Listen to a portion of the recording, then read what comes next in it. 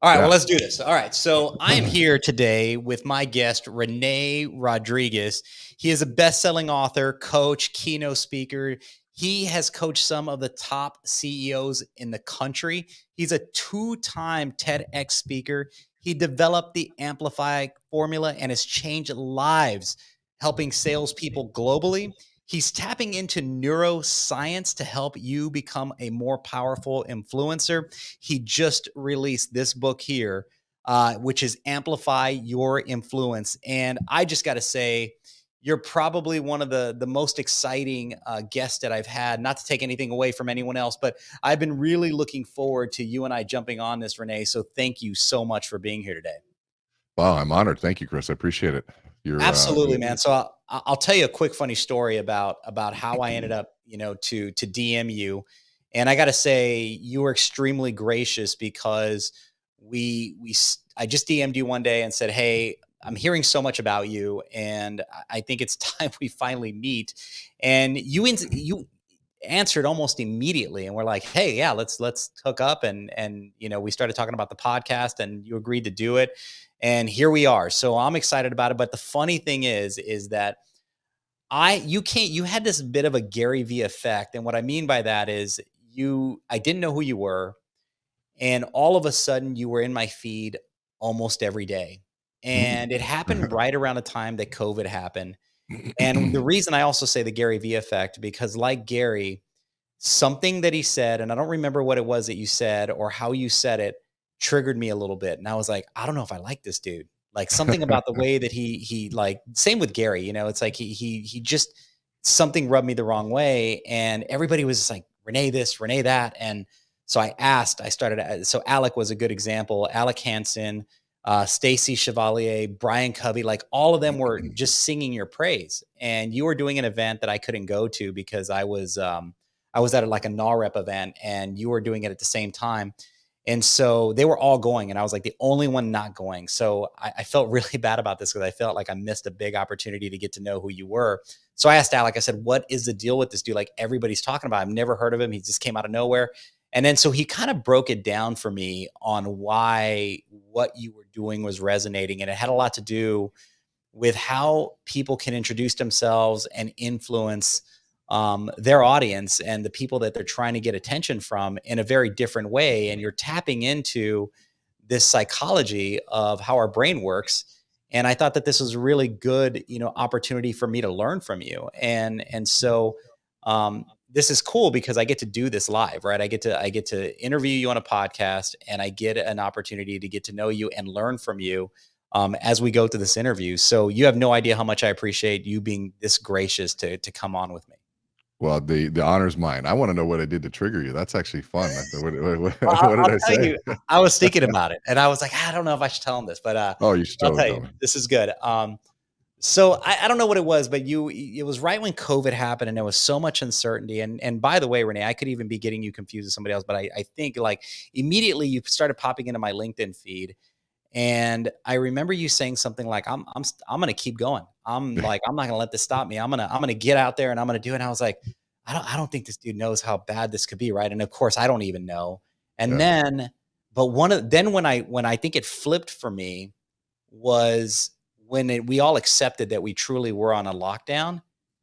I believe you came out and said, I'm still getting dressed every morning. I have a routine and and I was like, that's exactly it. That's what people need to hear. They need to know that this is not time to relax. This is time that you still got to keep a routine and you got to be professional and you got to keep that momentum happening. And it really changed how I thought about you, but Mm, I was still confused. I just didn't know who you were or what you were doing. yeah. And it, very different from maybe like a Todd Duncan who I had been forced to go see at some point. I didn't have that opportunity to do with you. But here's something. I read an article you did, and you said in the article that when COVID happened, you decided to give your content away for free. Mm. And I'm curious about why you decided that and how that helped you get your message out. Well, I think when it first happened, and that I remember the post you're referring to, and what I was saying was, I've been studying irrationality for a lot of years, and it's part of studying the brain. And Yep. When you're looking at change and you're looking at the business that both of you and I are in, which is how do you create change? I mean, you're a regional manager for over 100 people, and you need them to change behavior all the time. Sell more, do this. Hmm. It's the process of business is change. And when we look at the narratives that are being created in today's world and how much the media and politics affect that, I watched what happened. I mean, after 9/11, that's just one of the things I said. I flew after 9/11, and the reason I did was out of principle that if I stopped flying, then businesses stopped functioning and the terrorists went. And that was to me my way of saying, one, the odds of it happening again were so low. That's just my science mind. And that's where we get into irrationality. I'm more likely to die of a heart attack walking down the street, get in a car accident, than I am for that to happen again. And it was horrific. But to me, I was like, this is a time for leadership, and leaders need to move. They need to keep Hmm. things going. And if we believe in this country and we believe in what we're doing, then you fly, you keep moving. And I watched people. There's a great book called Predictably Irrational with Dr. Dan Arya. And he talks about, at one point, the five biggest fears in the United States were avian flu, mad cow disease, swine flu, Ebola, and Zika, or something like that. And none of which killed anybody in the United States. They were the biggest fears. And so you look at how much fear drives things. And so, what did we know about this when it happened? I'm like, you know what? I'm still going to keep pushing my business forward and helping people. And Hmm. of course, you say the NBA canceled, then the reality is you get more information. Then you go, okay, now leadership is also about making new decisions, and you get more information and you do that. But to me, it wasn't a time for us to be silent. And what I said was, following that was, this is a time that every single leader is going to be judged at the end of COVID. Were you a silent person? Did you stop? Did you freeze? Or did you move forward? Because this was a time for us to be lighthouses. And I got calls from like Steve Harney and even our friend Gary Acosta, and we were just talking all the time about this is the time for leadership, and there will be a day of reckoning for those that just hid. And I wrote an article called the 10 leadership brands that you don't That's want. the one I read. Yeah, and I just literally took a week and I started kind of taking note of what I saw in the behaviors of the quote unquote leaders that we had, and so many of them just became jokesters. And I'm like, okay, fine. Okay. So then I saw people that, just were tone deaf and all of these behaviors. And I'm like, Mhm. where's the leadership here? And the leadership's needed now. We're in the same position.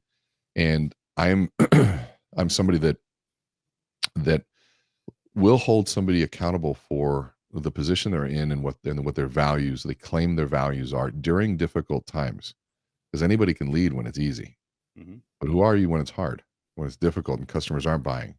And there's fear. Are you the one contributing to the fear? Are you the one creating clarity? And that's really all it came down to for me. Well, I think that's it's funny that you brought that up, and because one of the questions that I wanted to ask you, and we'll jump into it, is when COVID hit, I watched very similar to you. I observed leaders. I observed them internally with my company. I observed them from their social media, and I was very surprised how some just went silent Yeah. at a time when I thought that everything just needed to ramp up. Leaders needed to be in front of it. And especially in our industry, every day something was changing. It was products were going away, Mhm. pricing this, that. I mean, everything was just bonkers. And now we're going into almost the opposite of that, where Mhm. we're introducing new products because we're trying to capture as much business as we can, and we're trying to get as innovative as possible to open up the net to bring in more people to assist loan officers to keep their business moving. But Mhm. the reality is that right now is one of those times where leaders have to be as communicative and as visible as possible, um, because silence is scary at a time like this. And so, what are you seeing right now? Are you is there anything that's surprising you with this, or are you proud of the people that you're coaching and seeing that they're stepping up to the plate at a time where we're in a possible recession? Well, so what I test every leader I talk to, and I'll ask them. I say, "Hey, what do you think's happening in the market right now? How you feeling about what's going on?" And their response tells me everything.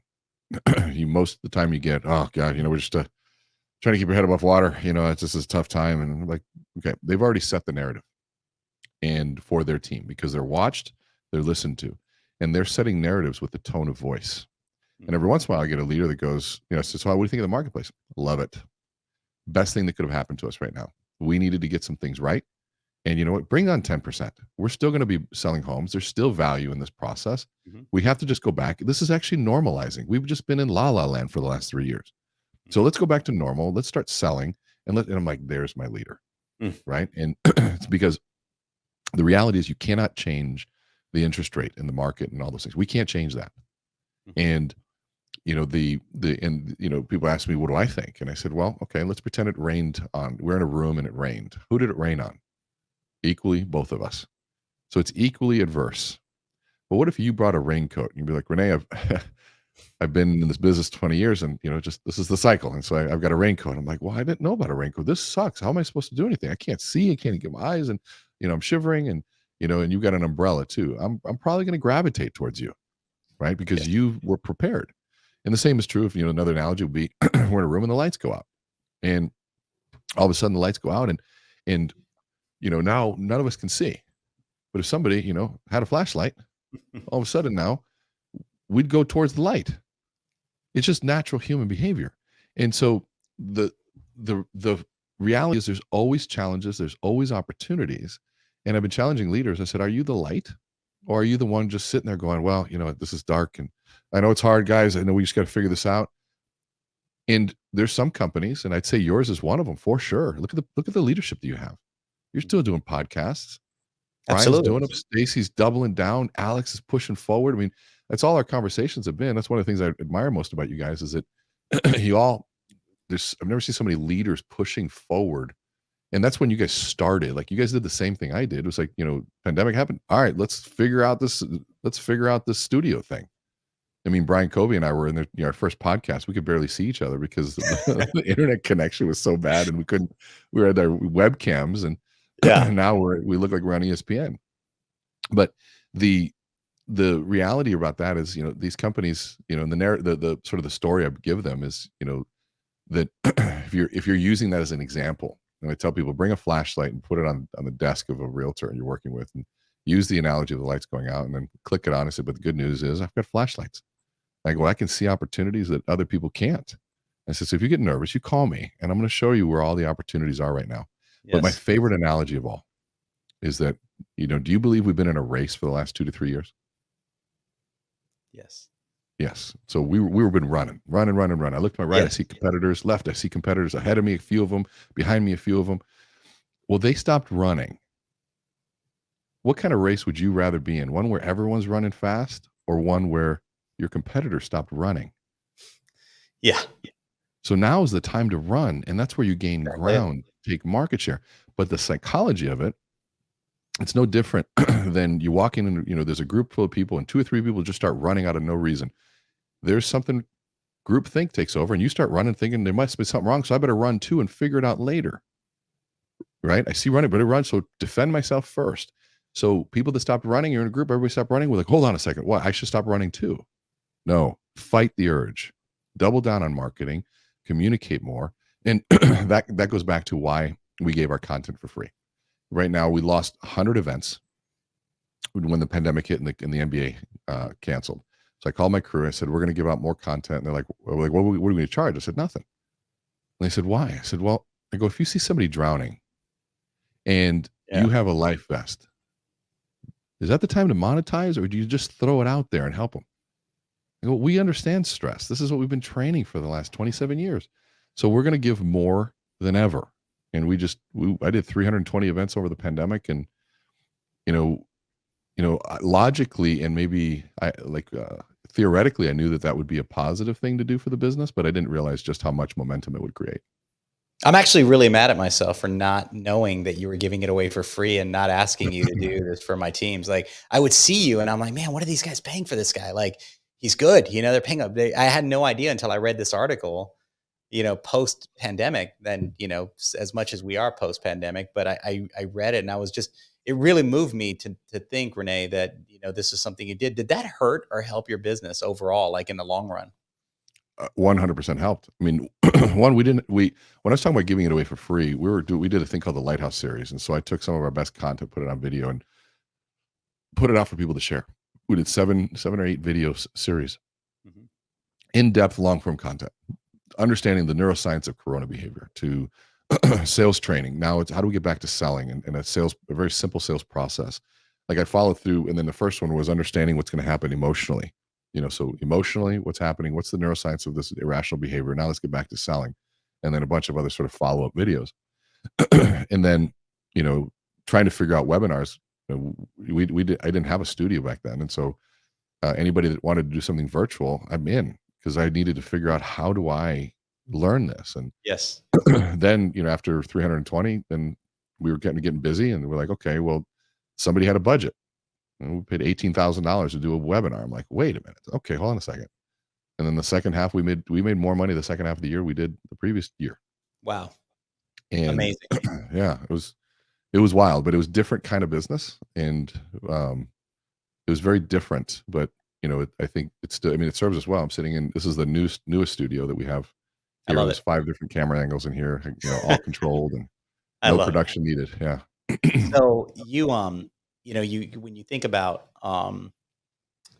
everything that you went through and everything that you were doing during the pandemic, that's really around the time that you fell into my feed, and then I started to follow what you were doing. Um, what did you actually double down on your brand during the pandemic, or was this already a part of your strategy in using social media as your brand? Or did that really like light the fire in COVID or during that COVID period for you to do that? The branding was happening prior to that, probably about Okay. 3 years ago, Okay. approximately now, 3 years ago. And we were just starting to get momentum when COVID happened. And so it was one of those, like, I got so many phone calls, like, "Oh, dude, the timing of this is not good." And people say it's overnight, but I mean, I've been doing the same work for 27 years. And so I never put any focus on branding. I never put any focus on marketing ever. It was always focused on the work. I was a salesman, and how do I get better at the work, and how do I get better at the quality of the delivery, and being a practitioner of it. That was what my passion was. And I don't know why. I just didn't really understand the branding part of it as much. I mean, I understood it, but I didn't do it. And then finally we did it, and all of a sudden that started taking off. And you put a brand around, an existing content base that has, Yes. almost 30 years of experience. It grew pretty fast. And I've been helping and working in your industry for 20 years already. So I knew it well. Well, it's funny you said that's my next question. How did you get tied to this industry? Because, everyone you've now become, one of the go-tos for leadership and coaching, that, I honestly, am impressed with. How did you tap into the mortgage industry? Well, that was after 9/11. So when I ran a consulting business that we were doing 55 workshops a month, and Mhm. change management for manufacturing firms. And I was always a salesperson prior to that. And it was all based on brain research. And 9/11 happened. We lost $1 million contract. I had to fire everybody. And I called a buddy of mine who was in the industry, and I said, "Hey, it looks like you're making a ton of money with this mortgage thing. How's it work?" And I'd gotten advice, when I was 18, that if the one thing I should always do is learn how to sell. If I learn how to sell, I'd always be employed. So I sold cookware door to door in college. And so I'm like, okay, I was good at that.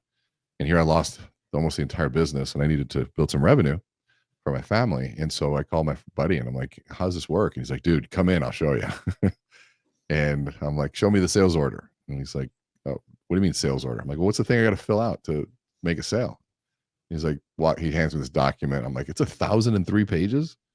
He's like, "No, no, no, no, it's a 1003." I'm like, "Well, whatever." I go, "Just highlight what you need filled out." And I gave him a highlighter. He's like, "Okay." I put it in a sheet protector. He's like, "You brought sheet protectors?" I'm like, "Yeah." And I'm like, I take a pile of these applications. I go, "I'll be back tomorrow." I come back with 9 of them filled out. And he's like, "What the hell did you do?" I'm like, I asked people if they wanted to save money on their mortgage. I told him, I said, "I didn't know what I was doing, but I got this amazing team that does. And if you fill out the yellow parts, we can This we is can find amazing. out." Yeah. Right. And pulls out the first loan, $978,000. He says, "Let's price it." I'm like, "What do you mean price it?" And he's like, "Well, let's choose the interest rate." I'm like, "You can choose your interest rate?" I thought that was set by bank rate or some of the Fed for the Fed. I didn't know what the hell it was. And he starts laughing. He goes, no, no, no. Walks me over to a fax machine, pulls out this long letter, this legal size things with all the basis points on there. And my head started hurting. I'm like, and he, Complexity, came in right in the picture. yeah, yeah, exactly. Oh no, I don't want to do it. It's too hard. And then he's like, let's price your first loan and $978,000. He had promised me an 80% commission because he was a friend. And I didn't know what even that meant or how to price that. And he's like, well, we'll take 2.75 on the back. I'm like, the back of what? You promised me 80%. What's this 2.75% stuff? And I, of course, no idea. And he goes, no, we'll do 1% origination fee, 2.7, so 3.75. And I'm mad at him. He goes, just grab your calculator. I'm like, okay, 3.75 times $978,000. And he goes, 80% of that number. And I'm like, you're going to pay me $37,000 for filling out that sheet of paper? He goes, hey, welcome to the mortgage industry. So I was my first sort of trial by fire. And then I realized that I did not like being an originator. And I said, you got 65 loan officers. Let's train them how to sell because they don't know how to sell either. And he loved it. I started putting events together. They started inviting their realtors within 6 months or, standing room only, 110 people. And then they fly me out to Westlake Village to meet Tim Brahim. And he and I hit it off. And then I get involved in Loan Toolbox and the rest is history. Man, that is an amazing story. I had no idea that you actually originated. I mean, that brings a lot of credibility in terms of, knowing this business and understanding that there are a lot of loan officers that don't know how to sell. And I was listening and I heard you on a couple of podcasts. I read your book, which by Thank the you, way, brother. this book right here is a life changer. Amplify Your Influence is key. And I think for anyone who is in a sales position, or any sort of position where you're influencing people, which is, I can't think of a position where you're not. This is an amazing book to read. So I highly recommend it. And Renee, I mean, Thank you. this is why I think what you're doing is so important because that storytelling aspect and the way that you understand how the brain works to present it in the fashion that you do with the Amplify um, process or the formula, I should say, is extremely key to every LO and how they do business. And I just don't think that a lot. I mean, I think like you have said in the past, I think people kind of understand it just by being good at what they do. Yeah. But when you can actually put a formula behind it and actually have some intention on how you're doing it, then you can walk into a room and truly Mhm. influence people. Yep. And right now, I think it's so key that LOs have these tools in their toolbox because, like you said earlier, with the analogy on if you're in a race, if I'm in a race, I want to win Mhm. and I want people to stop. And I think right now what's happening is a lot of LOs see someone stopping and they're going to find out why they stopped. Yep. And they're spending time on the wrong things. They're getting sucked into negative conversations when they should be chasing either the person in front of them or just continuing to lead the pack. And so I love what you're doing. Talk a little bit about why this formula is so important for let's just use loan officers because a lot of that's my audience and real estate agents. So going back to, I mean, the formula is a formula for creating influence. And influence is about getting people to think and believe something and change Mhm. something new. And what more is about behavior? How do I influence thought, behavior, but really communicating an idea in a way that people will listen to it first and then act on it. Those are the sort of the two caveats, right? And right now, to understand my approach to influence, you have to understand how we construct reality and like the reality that we're in. And that sounds kind of deep, but out there, but we are constructing reality nonstop. And if I, what's this in front of me? Like, what's this thing? This is a toothpick. And, what's this over here? This is a Sharpie. Well, how do I know that? I know that because of past experience. I go into the past, my background and in my history, and I go, I've used one of those before. They called it a Sharpie. And if you open the top up, there's a marker on there, and this is permanent. So you probably shouldn't put it on there. So I'm constructing reality based on my past experiences. Mhm. Well, that extends into everything. If I say used car salesman, most likely you're going to say sleazy and all sorts of negative things. How do you know that? Well, you're constructing your reality through a frame of reference of the past, which creates a narrative, and the narrative controls perception, and perception creates reality. So if I want to help you make a change, I've got to change the narrative. I've got to help you change the frame by which you're functioning on. If you feel horrible about the marketplace, well, that all depends on how you're looking at it. That's the narrative. What's the narrative? Your narrative is like, yeah, this is a horrible place. Or you say, you know what, this is good because now X, Y, and Z. And I mean, there's so many reasons. Like I can create a reason why my life sucks. I can tell you 10 reasons why my life sucks. But I can also tell you 10 reasons why my life is amazing, both of which could be argued to be true. But which one's going to affect me? And so there's so many elements of that. But the thing is, biologically and neurologically, we're wired to see the negative, and that's called negativity bias. You know, so back in the caveman days, if you believe in that, excuse me, if you believe in that, you know, you didn't come out of the cave and go, oh, stretch, you know, oh gosh, what a beautiful day out. No, you came out of the cave wondering if there was any threats, right? Any snakes, ants, bears, whatever it is, you know, are there any threats?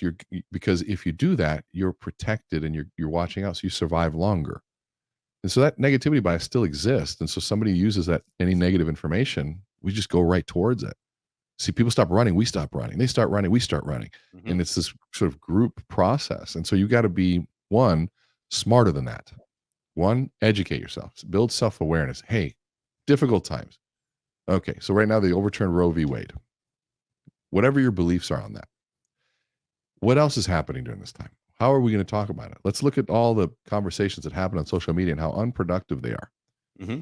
And somebody might say what I'm saying is not giving its true thing. I said, no, I think that, you know, like during the George Floyd incidents, I didn't post anything on social media because it wasn't the platform. But I probably had 90 to 100 conversations with influential leaders around that. And they asked me what I thought, and I had talked about that. And we cried and we shared tears, and I shared my background and my history and my beliefs. And I had so many conversations with people say, wow, Rene, I never thought about it that way. But I never, ever would have gotten that result had I posted some attack on social media. And so learning how, and right now, realtors were ignored during the refi boom. Now we want them back. Well, there's a resistance to that, and they know you by now. And the good ones know that, They right? know And that. so, Yeah. and the good loan officers never stopped. Never stopped. Never stopped, right? They kept those relationships going the whole time. Same with marketing. I mean, not to interrupt, but I see, Please. you know, I've seen more posts from loan officers than everybody's a marketer now. You know, it's like it's you know, and your audience knows, you know, that you weren't doing it before, but now it's slowed down. Yeah. Well, it's the and I told them, I got online and I said, stop advertising low interest rates. Stop talking about it. Stop talking. They're like, why? Because they're low. I said, they're low. And I said, yeah, because when the moment they go up, now you don't have a value proposition. If you, the more you talk about it, the more you're instilling and training the world that that's what matters. And then you're going to have to come back and go, no, really, it doesn't matter. Well, why the hell have you been talking about it for the last 2 years?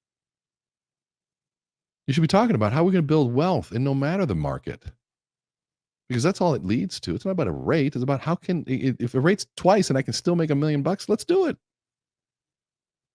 So we got to be conscious of that. And this industry gets caught up in those different elements and it shoots itself in the foot. And I think, you know, after 20 some years of doing it, I get a little louder about it, less apologetic Well, I think about you need to, though, right? I think that there is got to be a passion for creating value for what you do, because the truth is, the call center guy or girl who's sitting in a call center and making, you know, a very minimal amount selling rate, there's a different need for that in the marketplace. But the people that you and I deal with on a day-to-day basis are creating true value. They're understanding the big picture of that client, and their job is to provide an overall financial, you know, viewpoint of what we can do to help them in the short term, in the long term, and what the overall, you know, gain is for the entire process. Whereas we're not just transactional on this one thing, but I think our industry is filled with transactional loan officers. And I think you come into the picture to help people see that there's a bigger picture here on how you can provide value in the long term and create major wealth, not only for you, but for the people that you're helping. And I think that that's a big piece that's being missed in our industry. Yeah. I mean, and that's where it comes down. And you know, the vets are going to say, good, raise the rates, get rid of the ones that shouldn't be here. Agreed. And I hear that. But I think that there's a lot of really good people that are scared too. And we just got to That's where leadership comes into play. Yeah, You know, exactly. there's no leadership in saying raise the rates, get rid of them. That's not leadership. Leadership is saying let's help people understand what this really means, and let's help people remember the bigger picture. Zoom out a little bit. Let's look at this as a cycle. That means it's going to come back around, Yeah. right? And then when we're in the good times, save money for these times. That's just normal business cycle, right? Winter, spring, summer, fall happens in nature too, right? Yes. And it depends on your attitude during the winter. And if the winter time comes, some people hibernate, but I know some people who get better, stronger, and wiser during the winter. So why? When the spring comes, they got great seed to plant. And if you've been hibernating the entire winter, then you got no good seed. So it's like, this there's all sorts of analogies that kind of fit into this that I think are wonderful leadership lessons that are ancient. Mhm. This is not new. Well, so let me ask you this, Renee. So you said something, and I may have taken you off track a little bit with my thoughts, but you were talking about being self aware at a time where there's true leadership needed. But one of the things that I read in your book, and it kind of stumped me, was you were talking about the number one skill of a leader is to be self aware. Yet 1 out of 10 leaders are self aware. Yep. Which is very scary. And Very. but I believe that. I actually see that, and I wanna be really, really good at this, I want to be a leader, and I have a lot to learn about being a leader, even as long as I've been in this game. But it was like, it made me stop to think about, am I as truly self-aware as I think that I am? And there's always room for improvement, but tell me where that comes from your perspective, and talk about that a little bit. Well, I think the fact that you're wondering if you're self-aware is makes you self-aware. And so it's the person that says, "Oh, I'm totally self-aware," is the one that scares me. Mhm, Because the moment you believe that you've got it figured out, you cut off the option of possibly you're missing something else. mhm. And there is no way. I mean, even intelligence is linked to the lack of intelligence is linked to certainty. Because the moment you're certain about something, you cut off all other possibilities. And wisdom, the older you get, the more you realize how wrong you are and how little you know and how many times you've been wrong and all these things. And so then you go, hey, I'm thinking this, but I've been wrong before. So, nothing surprises me anymore. Just when you And think you know it in this business, there's something around the corner that's gonna humble you, and, absolutely. I say that all the time. It's like, the moment you get confidence that there is a deal, there is a client, there is a coworker, there is something that's about to humble you, and you just gotta keep your eyes open and be very, appreciative of the moments where we have stability, because it's a very unstable environment that we're in. Yes, I agree. And so I think around self-awareness is key is realizing that it's a tricky thing. There's what and there's things that we can see and things we can't see, things that others can see, but I can't see, things I can see, they can't see, and things that none of us can see. It's an old model called Johari's window. And when you realize that there's so much that I can't see, and when you've done enough conflict resolution, you realize that, every time you go into a conflict situation, if you're one of them, you realize that you think the other person's insane. And what do you think they're saying? They think you're insane. And so it's some point the truth is in the middle somewhere. It's in the middle somewhere, Yes. and if you can at least be conscious enough to say, look, I know where I'm coming from it, and self-aware in the sense to realize that, and self-awareness is like cornerstone for emotional intelligence, which is sort of the bigger conversation. You need emotional intelligence, which the first part is self-awareness. How am I feeling? Well, how am I feeling? And then empathy. How are they feeling? How's my audience feeling? Mhm. Right. And then discipline and skill to say, okay, how do I adjust me to best meet my audience and get the best result? Those three things are the ones that pull together emotional intelligence. But self-awareness is the first step. Renee, this is this is so true. And somebody gave me some feedback the other day. I'm not going to repeat it, but uh, for sheer embarrassment. But somebody, it's a close colleague of mine gave me some feedback, and and that night I read your book about this aspect, and you actually said something that was very good. You said, and when somebody's giving you feedback, listen to that feedback. Yeah. And then I kind of expanded in my head about it, because I was like, somebody really cares enough about you to give the feedback. then as much as it stings, It as does. much as your defenses come up and you want to rationalize that bad behavior or whatever it is that you're getting feedback on, you got to take that and do something with it. Because if you don't, then what will happen is people will stop giving you feedback. Yes. And at that point, you lose all influence. You're you're dead in the water. You're in And la la land at that point.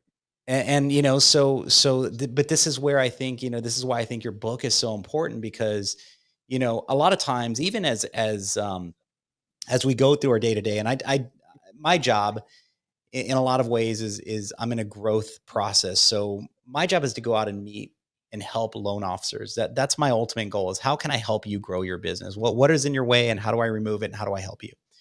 And as I hear, I talk to hundreds of loan officers that get zero support from the Yep. companies that they work with.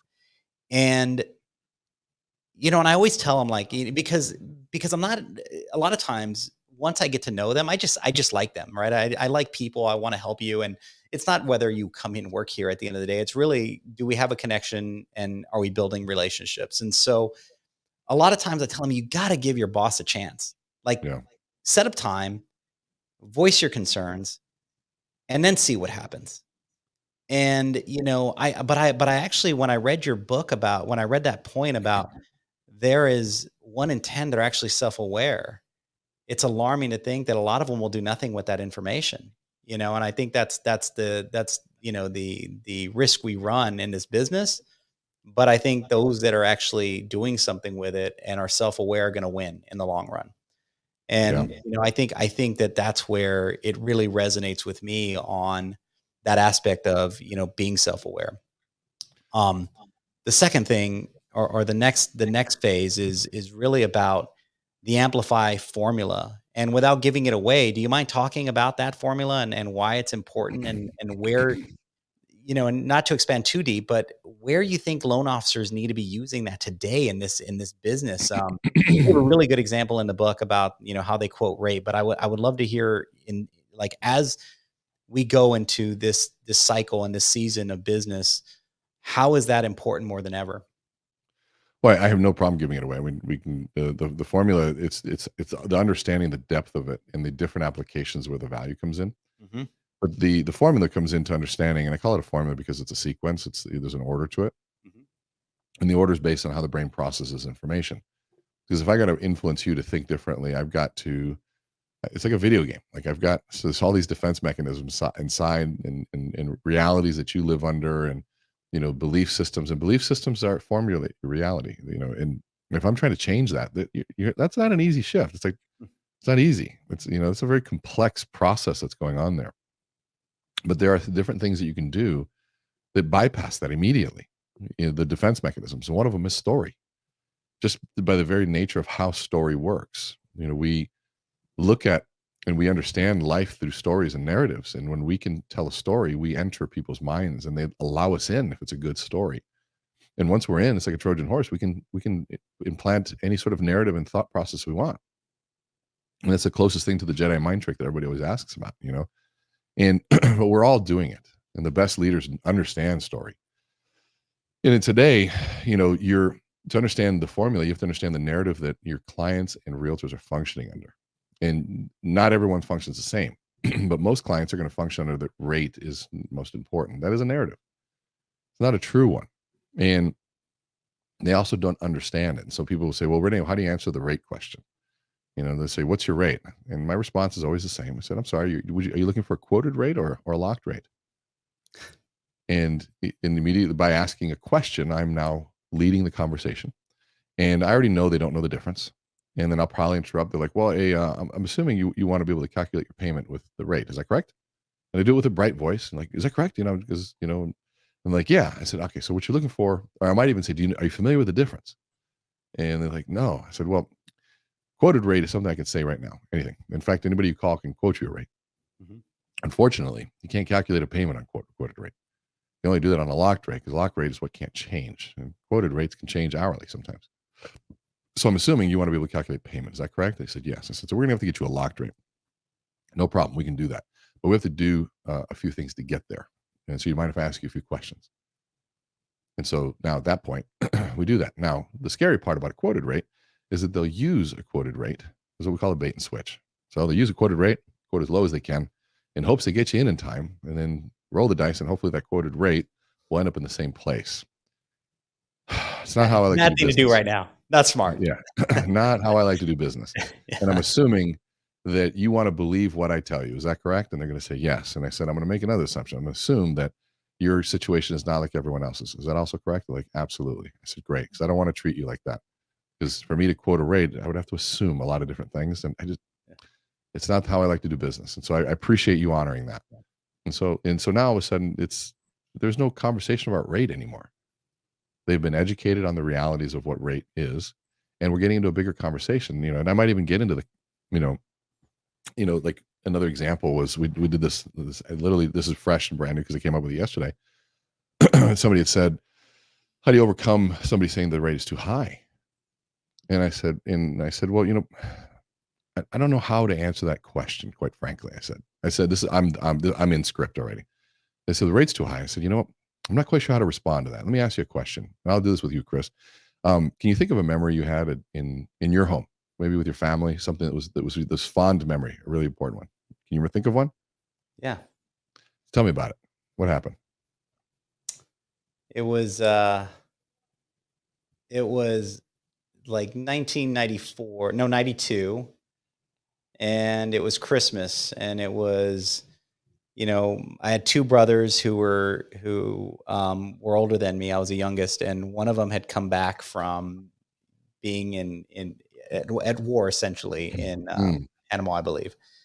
And we're very close, and it was big deal for him to be back. And it was the family got together. It was very powerful. And, it was one of those times where when you live in a Mexican household, it's loud, and Yeah. in my household there was always a little bit of friction somewhere in the room, and Yeah. it was just that one time it was perfect, and I'll never forget that. And so at war, and he comes home. So let's pretend that I have a time machine, and I want to buy that memory from you. Could I buy that memory from you for $1,000? No way. No way. 10,000. No way. 50,000. Maybe. Maybe. It's tough time in the mortgage industry. Maybe. So I mean, I give you $50,000. That means that entire memory is gone. Don't you really think about that? Yeah, no, I don't think I could give that away. Probably couldn't. Maybe 100,000. And what we find is, we have those priceless memories. So here I'm trying to give you this, and here's the thing that I know, Chris. The interest rates that we were talking about before, 2 and 3, those are gone. This is where we're at right now. And what really matters here, and maybe it doesn't. Maybe I don't know why, maybe your purpose for buying a house is different than mine, but I'm assuming it's to have more of those memories. And I'm going to assume that I asked you for one, but I bet you there's countless of those priceless memories. And so what I say is, and I just heard this recently, this concept, we're going to marry this house, marry the plan we're putting together. But I'm going to ask you to go on a date with this rate for a little while. And we're going to use it for what it's worth to get us into the home. And trust me, I get paid to do this. I will be the first to call you once we find a better rate. We'll kick this one to the curb, and we'll get you into something better. But between then and now, what you need to focus on is all those memories that we're going to be creating. Because you told me you wanted that closet that you could finally fit all your suits in. You walk in and you feel good. And that backyard where you could see those kids playing. And the kitchen where finally you feel like you have the room to express yourself in the kitchen and cook something and just feel good. All the extra room and the extra space, all those things. I mean, to me, we're looking at a difference between $100 a month to wait and miss out on all those memories. That's my thought. And so you took me from here and took me to here. Yeah. And that's a huge difference in the way that people tend to sell today and tend to connect, that logic. And I think it's the right thing. I honestly believe that it's the best thing, because once you get into the place that you love, and the key kicker is, and maybe this isn't the house that you want, but if you've done your research with this buyer and you find out all the reasons of things that they want and why they wanted it, then you're going to say, well, you don't have to have this house, but I'm basically going to buy those memories in hopes from you for $100 a month. You just gave up all those memories, where you just told me that those memories are priceless. The challenge is you got to be able to think to the future, which is the biggest challenge all of us have. But that's my job, is to help you think to the future, help you plan for the future. So that in 5 years right now, you're going to be like, Renee, thank you for getting me this house, because look at the countless memories we had over the last 5 years. I don't even remember the interest rate. That's so powerful. So powerful. And honestly, that's the clip. This Renee, this will be everywhere. Because I love that. I love that. And by the way, whoever came up with marry the house, date the rate is a genius. I Yeah. don't know who it was, because even the most respected LOs out there are using it, because Yeah. it's just so good. It just makes sense. I'm going to Google it to see if it comes up. But I read it in Lab Coat. Somebody was asking about if they believe in that. And I sat there for 3 days and I thought about it. And so, yeah. Genius. It's one of those things where, if you use the analogy of, I want to go against the grain of what everybody's doing, but that's one you just can't. It's so good. It makes so much sense. And when you compare it with the emotion of what it means to be in the home and how we can help in the future, it's definitely something to be said about it. Yeah, absolutely. Renee, one of the things, with this podcast series that I'm doing, it's called Breakthrough, and it's stories of professionals who are diverse.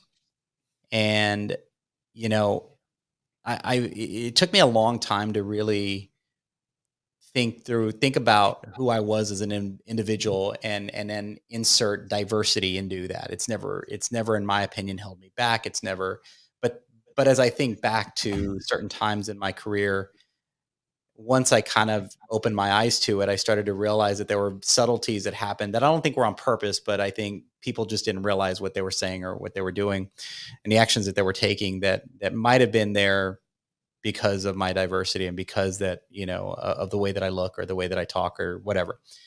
Um, and over probably the last 3 years, I've really made this a part of my mission to find diverse loan officers who are forgotten in the companies that Mhm. they're at, who aren't getting the support that they need. And it's amazing how many, I've met and hear their stories. I just hired a guy from a company who, this guy was doing like 30 to 40 million and didn't have an assistant. And, all he wanted to do was get, just to the next level. And it was like, well, you're just tapped. You can't do enough without support. Right. And so my question, and the reason I bring all this up, is because I believe there's a thing. It truly is a thing in our industry. And what's a little sad about it sometimes is that these are the folks that'll work with the Spanish speaking community, or whatever community that they're supporting that's underserved, and spending months upon months educating and fixing things, and helping them get into a home that might be the first home that they're buying in a generation. Yeah. And they're truly making a difference for the family, and making it a more successful family because of it.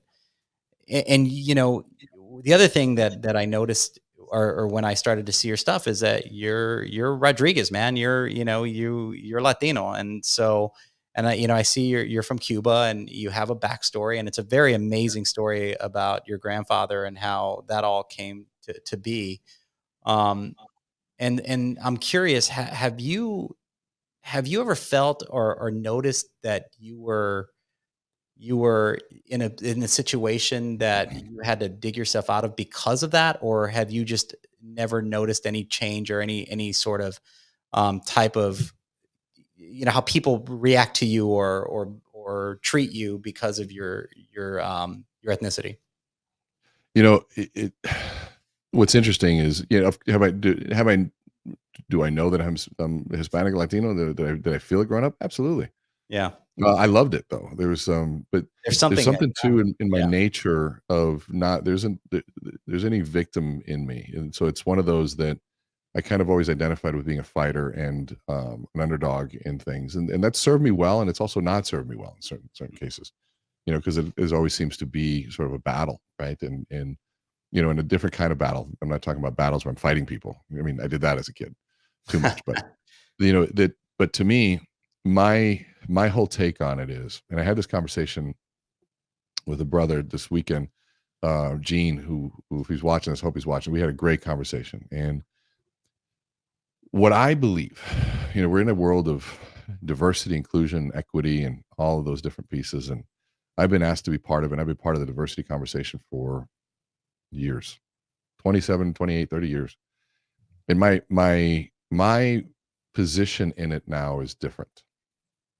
And I think, and I was asked at a very large organization to be part of the Latino Council for, and this is a $90 billion company, one we all know very well. And I said, I don't know if you want me. I'll tell you my view on this, and you tell me if you still want me. Mm-hmm. And I said, sure. I said, would you? I go, inclusion to me has been about how do we get white men to pay attention to Jose, that maybe he's got something to offer. And I smiled, and he looks at me and he goes, let's pretend that simplistic view might be somewhat accurate. I said, great. I go, I think you're doing a great job. I think white men are listening. And I said, but I'm more concerned when they listen and Jose shows up and he doesn't know what to say. Just because he's included, yes, doesn't mean he's going to be includable. I go, I want to focus on includability.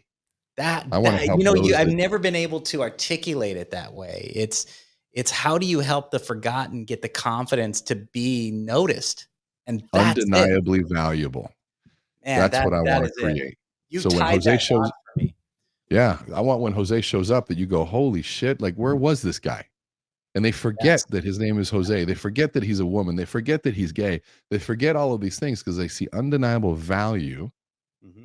And then now that person, whatever underserved check mark you want to put next to them, gets into a position of influence and power. Now they can be an inspiration to others that way. But 100%. It wasn't done because it was handed to them. Mm-hmm. It was done because they were adding value. And I think those of us that are in positions of influence, it is incumbent upon us to then go to the underserved parts and give access to information and training and development and things like that. Because there are differences. Yes, there are privileges. Absolutely, there are privileges. But so I have a privilege too. I'm huge. I'm 6'3", 270 pounds. Pisses me off. I'm 5'6". Well, I can walk down the street in the middle of the night and I don't really care. Now, so having that privilege doesn't make me a jerk. But when I act like I don't have that privilege, it makes me a jerk. When I go to my assistant who might be 5'3", 115 pounds, I'm like, well, if I can walk there in the middle of the night, you can too. It's like, no, it's a little different. Yeah. And so, there's privileges, right? You got hair privilege. Like you get to, you get to feel that hair. I don't have that anymore. Right. And so now I'm not downplaying, what it is. I'm not trying to trigger anybody. But I am saying this, the thing I can control is whether I show up and add value. And what I've come to learn, and I know a lot of these people that are in power, when you add undeniable value, there isn't some group out there saying, well, let's keep them down, keep them down. Those are very few people in the world. And I don't want to give them energy anymore. I want to flush them out. Can I swear on your show? Yeah. No, I can't. Yeah. Okay. Yeah. I want to flush them out and get them the fuck out of the way so we can move forward and add value. And I don't care who you are. If you come to the table expecting something and you're entitled to something, I don't want to work with you. I don't care who you are. That just doesn't fit me. I want people to earn what they're doing. Now, there's some people that will use what I'm saying and use that to kind of promote some other ideology. No, I'm not saying that shit. I'm saying I want to be an inspiration to other people to step up and learn something, push hard and work hard. Most of life is hard work. Mm-hmm. I don't care how you look at it. Most of life is hard work. Most of life is a little bit of suffering, pushing through. If you want to look good on the beach, you suffer in the gym. And you get a fleeting moment of happiness when you take your shirt off. There's pregnancy, from what I understand, most women I've talked to said pregnancy is not fun. Some people say, I loved being pregnant. Great, that's awesome. But most that I've talked to said it wasn't fun. But that fleeting moment of happiness that came when they're holding their child and that baby looks at them and says, worth it. Yes. And somebody once said to me, is happiness the goal? I'm at the place now. Well, I don't think it is anymore. I don't think it's the goal. The goal is utility. I want to be useful to the world. I want to continue in the creation that we're at. I want to push us forward. So, and I think, I can't remember who said it, but they said, when the flood comes, I want to be the one who built the ark. And that, that's suffering. And the ark is quote unquote, I want to be of use when the world needs something. I want to be able to offer something. Because if I spend all my time trying to be happy, I'm sitting in the corner zen happy, and the flood comes, I'm like, well, sorry, I didn't think about that because I was just so happy. Well, you're of no use. And if somebody that's a troublemaker comes in and I don't have dangerous opinions and I don't have the courage to step up and say something, what good am I in the world right now? But if I have strong opinions, dangerous opinions, if you will, and maybe I have some strength, and you don't have to need size for that, but I can confront. I know some very small people that are, I would not. I watch my words around them. That equalizes things, and it's people like that that can create harmony. Watch your words around this person because they'll call you out. I love that. Those Yes. are purposes that are worth it, and to get there, it's going to be hard. So that's my take on all that stuff. Dude, I got to tell you, I mean, you blew my mind on that one. And that's not at all where I thought you were going to go with it. And I'm almost bummed that that wasn't my first question because I want to go deep on this. But, look, man, I got to tell you getting to know you on this, it's very clear how much empathy you are putting out into the world as you're dealing with people, and how much value you're giving people, and how much you're changing lives through Mm. helping people become an influence and hearing their voice or getting their voice heard, by sharing their story. And this isn't going to be the last time we do this. And in fact, I'm now going to go back to the drawing board and figure out how we do, how our company does more with you. Mm. Because I do, as quickly as possible, I would love to get you in front of more people to help us as we go to one of the most challenging markets we're going to get through, and how we're going to use this as an opportunity to really grow and continue to maintain and sustain the amount of business and help the amount of people that we've been helping over the last several years. So Renee, you have no idea how much I appreciate your graciousness to be here. Thank you, man, so much for coming on. Well, I appreciate it. You say graciousness to be here, but I got to tell you, I've spoken to empty audiences my whole career. So the honor is actually mine, and the privilege is mine. And so I appreciate you giving me a place to talk and share what I believe. So, and without your audience, I'm just talking to a wall. So I appreciate Brother, it. thank you so much for saying that. I appreciate it.